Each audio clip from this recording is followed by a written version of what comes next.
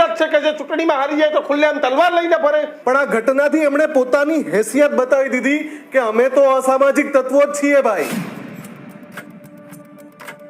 આ પ્રકારની લોકશાહી માટે ગુજરાત ટેવાયેલું નથી ભાઈ. ચૂંટણીમાં હારેલા ઉમેદવારોએ ના કરવાના કર્યા કામ. ખરેખર દોસ્તો આવું તો ન જ કરવું જોઈએ. ચૂંટણીમાં હારી જાતે ઉમેદવારોએ ખુલ્લેઆમ તલવારો લઈ લોકોને ડરાયા અને ધમકી આપી રહ્યા છે. તો અમુક જગ્યાએ લાઇટના થાંભલા ઉખેડી નાખ્યા છે અને રસ્તા પણ ખોદી નાખ્યા છે એવું પણ જાણવા મળ્યું છે. ચૂંટણીમાં હાર જીત તો થાય છે, પણ આવી જ રીતે જો આ નેતા કરશે તો દોસ્તો એક દિવસ આ જનતા આવા નેતાને ક્યારેય પણ મત નહીં આપે. અને દોસ્તો આવા પણ જે લોકો છે એમને દોસ્તો સેતી જાજો.